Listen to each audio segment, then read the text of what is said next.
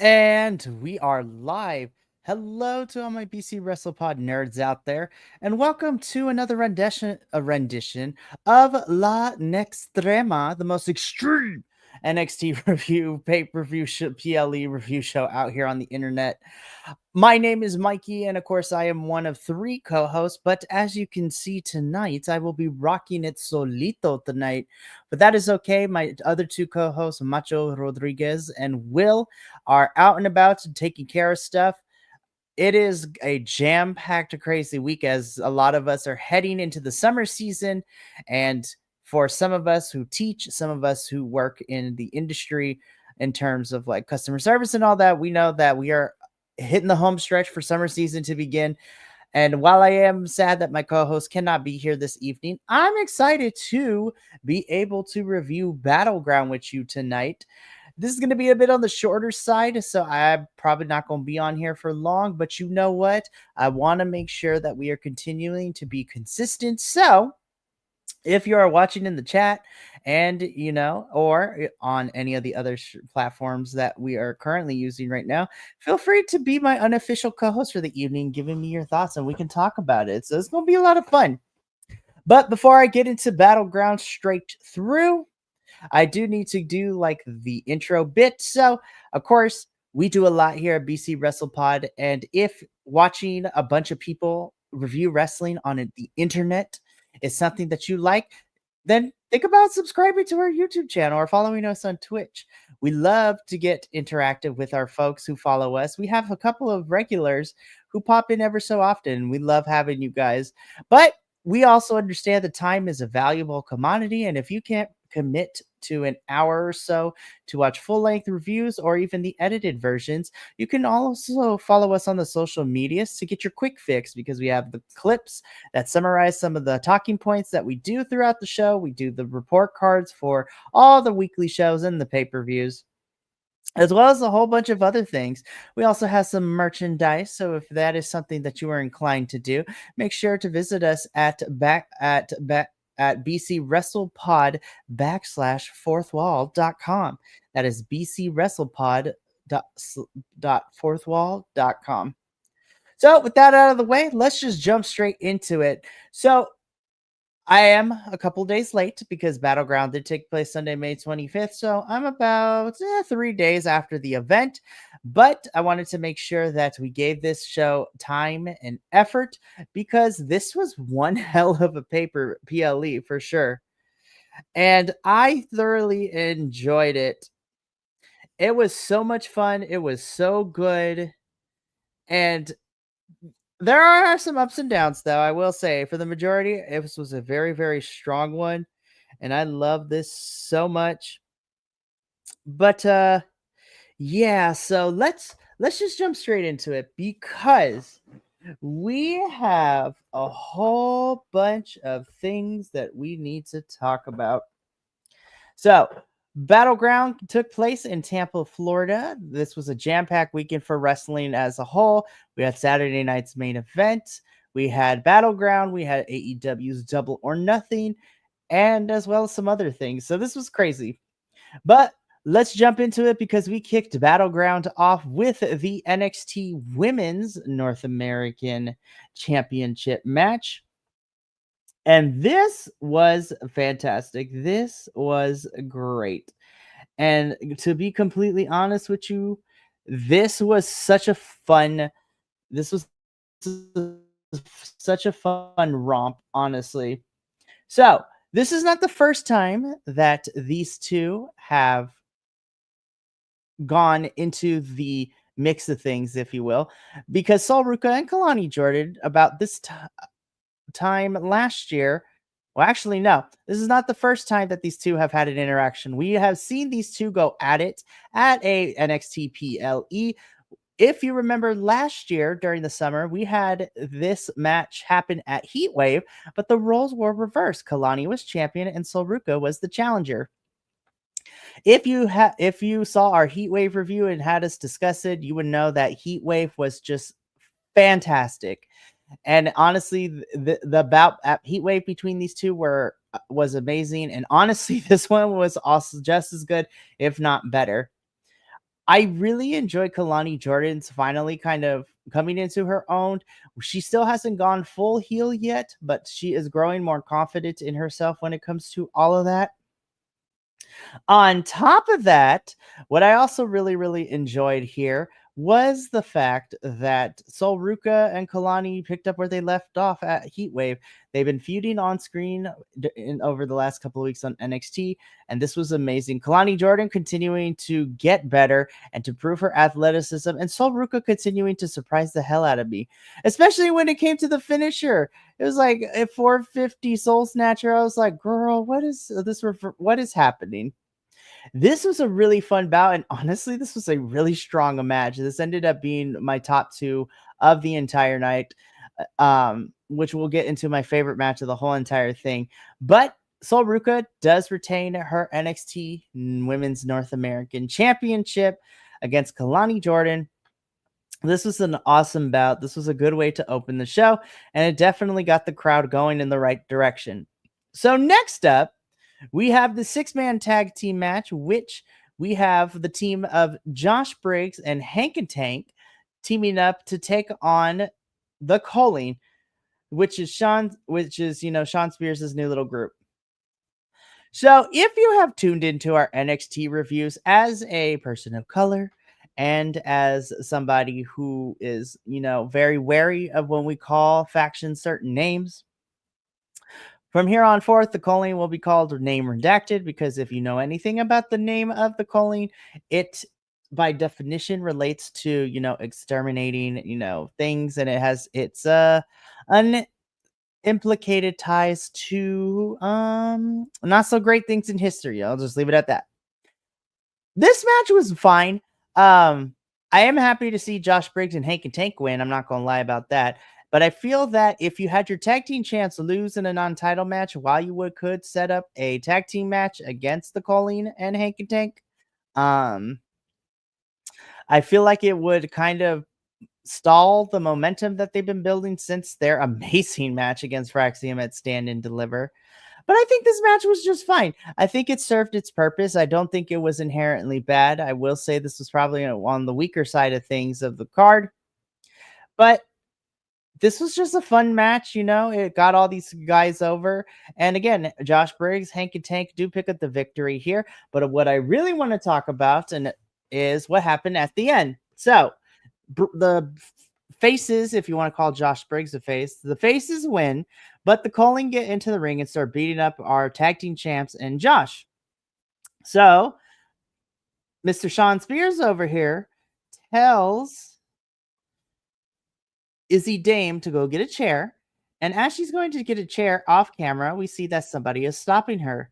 When the camera pans out, we see that the person who is holding the chair and preventing Izzy from taking it to everybody else in the ring is from Pro Wrestling Noah in Japan. It's Yoshiki Inamura. So you might be wondering to yourself, who is this dude? Well, if you are newer to NXT, Yoshiki Inamura, as I said, comes from Pro Wrestling Noah, which is a Japanese wrestling promotion in Japan. And over the last couple of months or so, he's been doing a what we in the wrestling business called like a journey or a pilgrimage or whatever you want to call it, where wrestlers go abroad to learn about wrestling and then come back to their home promotions. So over the last couple of weeks, we thought that we were losing Yoshiki Inamura as he was supposedly heading back to Japan to continue wrestling in Pro Wrestling Noah. Well, it seems that we're going to be keeping him around for a little bit longer. And so when me and Will talked about this last, when we thought this was the end of Josh Briggs and Yoshiki Inamura, we did say that I feel that I wish we got to see more of him because we didn't really get a shot until towards the end to see what he is capable of. But now, because of his involvement here at Battleground and what we would see later late this week during the NXT episode, which was last night at the time of this recording, I'm happy to see him around and, to see what he could do here in NXT. So again, Hank and Tank plus Josh Briggs win, and Yoshiki Inamura is here to stay. So the match itself was fine. This was definitely one of the lower points, but again, everybody did what they were supposed to. This was a lot better than I thought it was initially going to be. This is a grudge match of some sorts. This is, the battle for the control of the family, in which we have Channing Stacks Lorenzo taking on the Don Tony D'Angelo. So again, this match is stemming from all the way from Stand and Deliver, in which Stacks betrayed Tony, which would allow Dark State to pick up the win over the family at Stand and Deliver. And over the last couple of weeks, Dax has been fighting and pulling control away from Tony D'Angelo. And essentially, this match is fighting for control of the family. Again, this is a lot better of a match than I thought it was going to be. Every time I see Tony D'Angelo wrestle on a PLE, seeing where he started to where he is now, Tony has improved so much and he is such a fantastic wrestler. And it's the same thing with Stacks. Stacks has a little bit, in my opinion, needs a little bit more to kind of clean up in the wrestling department. But overall, I thought he was looking good in this match. And this was a very clean match. The biggest critique I have, though, about this particular match is with the appearance towards the end of Luca Crucifino, which last we saw of him, we thought he got offed in the desert by Stacks, which is kind of crazy. But because of the distraction, it kind of felt anticlimactic because Stacks took advantage and 1, 2, 3 pin, and I blinked, it was over. Because normally I'm used to seeing these distractions like go for like a minute or two, and then we get to the end. It kind of felt abrupt. Luca Crucifino's appearance didn't really add too much to anything, and it wouldn't be until the Tuesday episode that we got a little bit more because of that, and it just kind of felt out of place for it.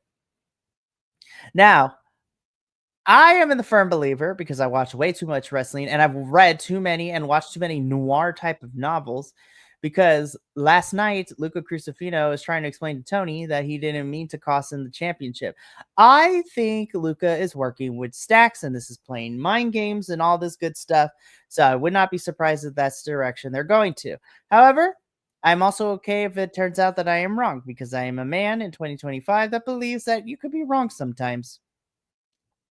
And again, other than the ending, I thought this match was pretty fun. I had a good time watching it. This was a lot better than I thought it was going to be, and I'm glad that these two proved me wrong. Stacks wins over Tony D'Angelo and now has control over the family, essentially. Tony is still here in NXT, so we'll see how much longer Tony's going to be here before he moves over to main roster. More on that discussion in a little bit, because when I briefly talk about the Tuesday NXT episode, we're going to talk about my feelings on, our new champs, former champs, and what is happening with this supposed call up coming very, very soon. But, this was my match of the night. Nobody can tell me otherwise. This is for the NXT Women's Championship. Stephanie Vaquer, La Primavera, taking on, the juggernaut Jordan Grace. So this match stemmed from Jordan winning a #1 contenders match some weeks ago, and she would be facing Stephanie at Battleground. This was my match of the night. This is a phenomenal match. I know that some people had some critiques for Jordan at Stand and Deliver and some of her NXT matches, saying that it was sloppy and sometimes she could look to be a little unsafe, which I don't think is a fair assessment of Jordan. I think Jordan is now trying to get and learn the WWE style of wrestling, but she is a phenomenal wrestler, and I think people are being a little harsh on her. But man, this match ruled so much. There was some near pinfalls, back and forth. These two were amazing to watch. And Stephanie Vaquer would end up pulling out the victory with the spinal tap. And she is still, at the time of this pay-per-view, your NXT Women's Champion. I have no notes on this one. This was pure perfection in my eyes. I don't care. Call me a shill, call me a fanboy. But I think that the WWE women's roster is so stacked with talent across all three brands that I am excited for the future of this company. And my God, this was amazing. And this was phenomenal and so good. Stephanie and Jordan put on an instant classic. They have nothing left to prove. They've been in this business for a very long time. and this was amazing. Definitely my favorite match of the whole entire night. Again, Stephanie Vaquer does retain her NXT Women's Championship, but damn, what a match between these two. In the semi-main event, we have the NXT Championship, in which we see Obafemi defending his title against the number one contender and Miles Bourne. So this story and this match stems from the Miles Bourne winning a 25-man or 20-man battle royale, and then him and Obafemi having some really fun promos back and forth leading into this match. I already knew Miles wasn't going to win. Miles, as fantastic as he is, was no way, shape, and form Oba was in any danger of losing his title. But my goodness, this was a really good match as well. Me and Will talked about this leading into this match, that we know Miles is not going to win the championship, so the championship dream is not happening here. However, the biggest thing that me and Will talked about was that we wanted this to be Miles Bourne's coming out party, so to speak, for him to start to differentiate himself from his identity within No Quarter Catch Crew and kind of finding a way to get over on his own. And I think this match succeeded in that. I think Obafemi did a really good job of selling for Miles when needed to be. Miles continuing to surprise me and just showing how phenomenal of a wrestler he is, which now I'm an even more bigger fan of him after this match. He gave it to Obafemi as best as he could, but of course the ruler of NXT was not going to be going down easily, and Obafemi ultimately would put away Miles Bourne. But again, this match was really solid, really good. This was really, really fun. Miles, I'm super excited to see what you do next, and I can't wait to see who Oba is going to fight as well. In the main event of NXT Battleground, the reason I say this is we have the TNA World Championship match. Yes, you heard me correctly, Internet. In the realm of wrestling in 2025, we have in our main event of an NXT pay-per-view / PLE, whatever your preference is, we have the TNA World Champion, Joe Hendry, defending his championship against Trick Williams. What a time to be in a wrestling fan in 2025, where we have companies crossing the line, so to speak.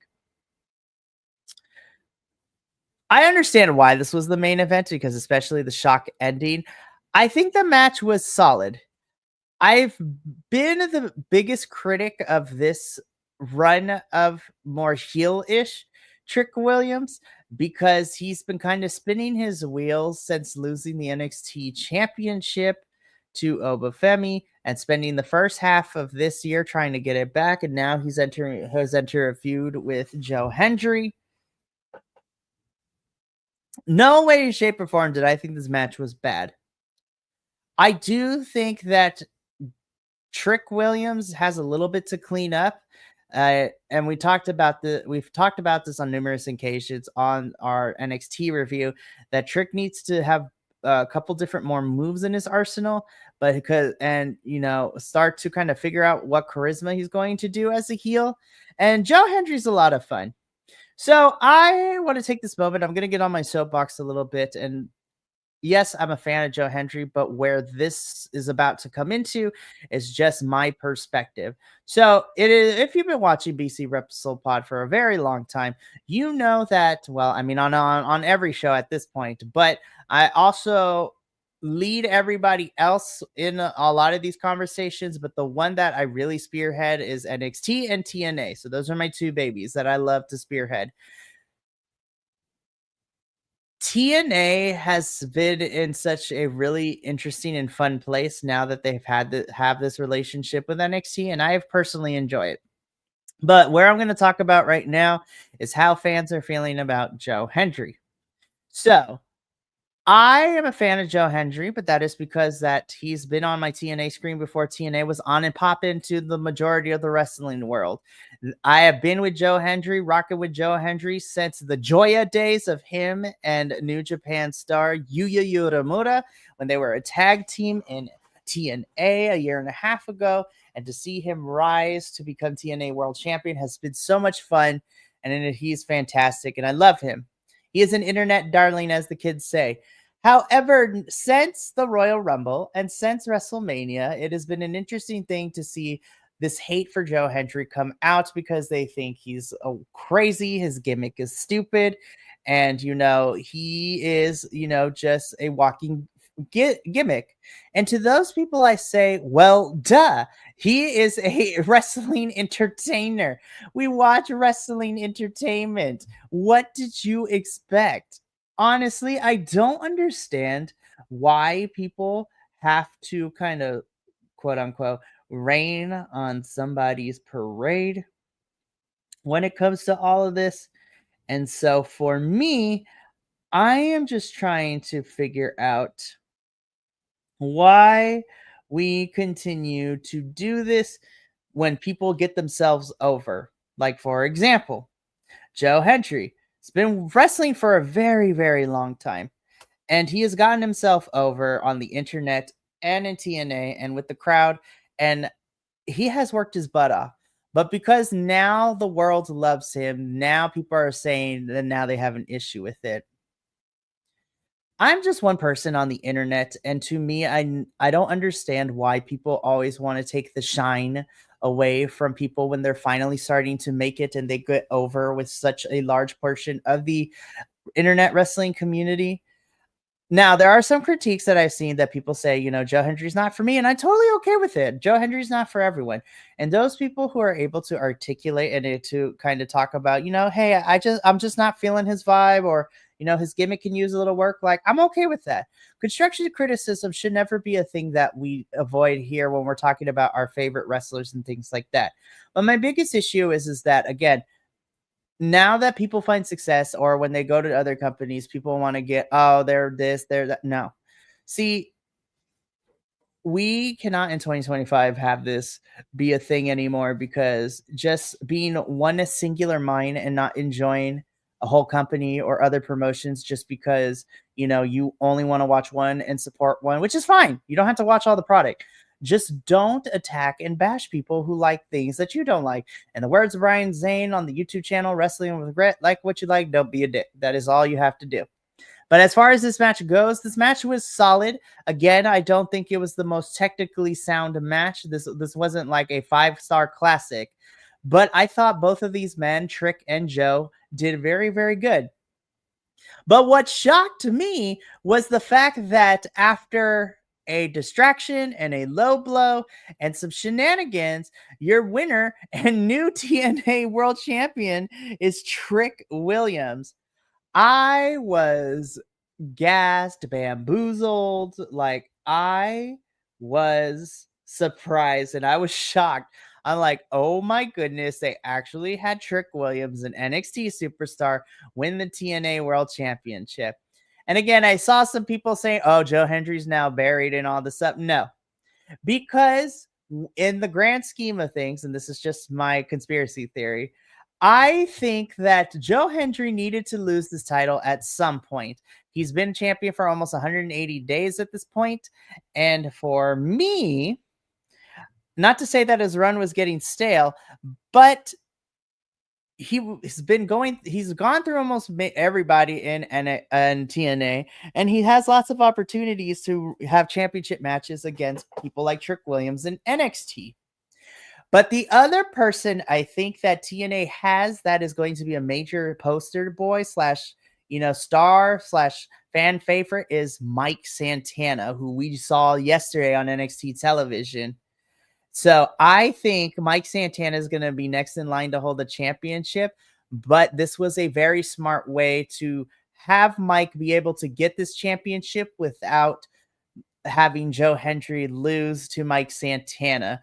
So by Mike beating Trick, this allows Mike Santana to do the typical babyface versus heel type of scenario instead of face versus face with Joe and Mike. So Trick Williams is your new TNA World Championship, and man, what a crazy ending. But Battleground, again, that is the end of that. Overall, it was a solid show. I gave it a B+. I had such a great time watching this one over the weekend.